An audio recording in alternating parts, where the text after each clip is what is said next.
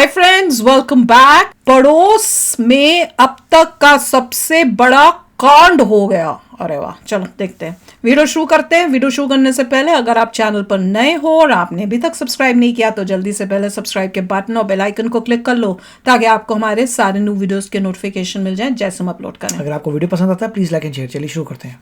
नमस्कार दोस्तों, स्वागत है आपका हिंदी नॉलेज शो में। तो दोस्तों, पिछले 24 घंटों में पाकिस्तान के अंदर जो हुआ है उससे पूरा पाकिस्तान खौफ में है। और पाकिस्तान की जो डीप एस्टेब्लिशमेंट है, जो पाकिस्तान को असल में कंट्रोल करती है, मतलब आईएसआई और पाकिस्तानी सेना का गठजोड़, ये पूरी तरीके से शौक में है, क्योंकि इन्हें एक ऐसा झटका लगा है जिसकी उम्मीद इन्होंने कभी नहीं की थी। क्योंकि आईएसआई को कभी लगा ही नहीं कि जिन राक्षसों को इन्होंने तैयार किया है एक दिन यही इन्हें निपटाने आएंगे। और अब ऐसा हो रहा है। दरअसल हुआ यह है कि अब से 24 घंटे पहले ऐसी रिपोर्ट सामने आने लगी कि पाकिस्तान के पश्चिमी हिस्से में, यानी कि जो इनका अफगानिस्तान वाला हिस्सा है, उस साइड डेरा इस्माइल नाम की जगह पर पाकिस्तान की थल सेना का एक बहुत बड़ा सैन्य बेस है। और उस सैन्य बेस पर एक बड़ा हमला हुआ है। शुरुआत में ये कहा गया कि 2-4 सैनिक इसमें मारे गए हैं और 5 से लेकर 6 आतंकी इसमें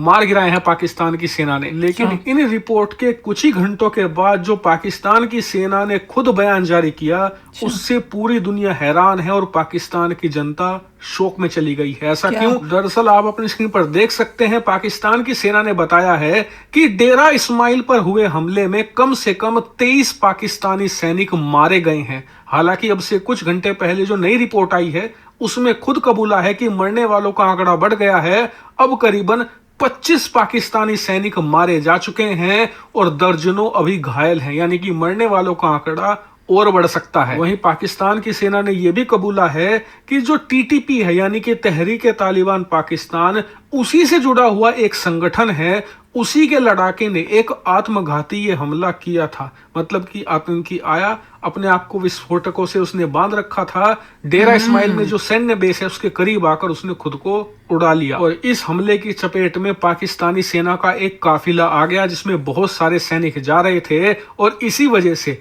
मरने वालों का आंकड़ा 2 दर्जन के पार जा चुका है। इसके अलावा कई रिपोर्ट में यह भी बताया है कि आसपास खड़े कई जो आम नागरिक हैं वो भी मारे गए हैं। यानी कि आने वाले कुछ घंटों में तस्वीर और क्लियर हो जाएगी कि टोटल कितने लोग मारे जा चुके हैं। लेकिन रिसेंट ईयर्स में ये पाकिस्तानी सेना पर हुआ सबसे बड़ा हमला है और पाकिस्तान की जो डीप एस्टेब्लिशमेंट है वो सोच में पड़ गई है। सोच में पड़ने का कारण ये है कि वो करे तो करे क्या, क्योंकि अभी तक होता ये था कि आतंकी हमेशा निशाना बनाते थे पाकिस्तान की आम जनता को। किसी चौक चौराहे पर आत्मघाती हमला कर दिया, किसी बस में हमला कर दिया, किसी स्कूल में घुस गए वहां हमला कर दिया। और इससे होता यह था कि पाकिस्तान की सेना को सपोर्ट मिलता था आम जनता का, क्योंकि जब आम जनता को निशाना बनाया जाता है तो वो सेना को समर्थन देते हैं कि इन आतंकियों को निपटाओ, जिससे कि सेना कुछ भी एक्शन ले, किसी भी प्रकार का हमला करे, जनता हमेशा उनका समर्थन करती है। लेकिन पिछले 3-4 सालों में टीटीपी ने अपना जो स्टाइल है वो बहुत बदला है। अब ये लोग आम जनता को निशाना नहीं बनाते। आप खुद सोचिए कि आखिरी बार आपने ये खबर कब सुनी थी कि पाकिस्तान के किसी चौक चौराहे पर हमला हुआ हो? बहुत ही रेयर होता है। अब आप रेगुलर खबर ये सुनते हैं कि पाकिस्तानी सेना के काफिले पर हमला हो गया, सैन्य बेस पर अटैक हो गया, सेना की कहीं गाड़ी जा रही थी उस पर हमला हो गया।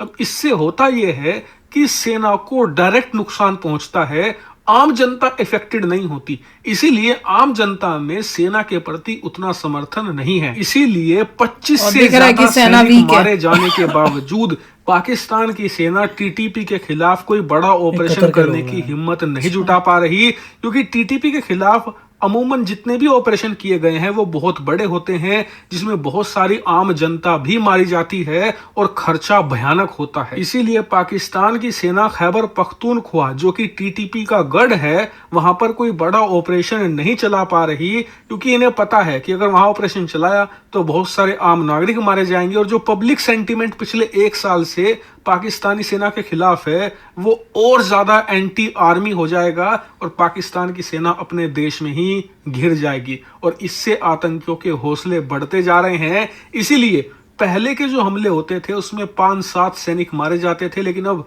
1 दर्जन 2 दर्जन लगातार संख्या बढ़ती जा रही है और आने वाले समय में ये बहुत ऊपर जा सकती है, ऐसा पाकिस्तान के तमाम एक्सपर्ट्स कह रहे हैं। हालांकि भविष्य में इस मामले पर जो भी अपडेट आता है मैं आपको बताऊंगा।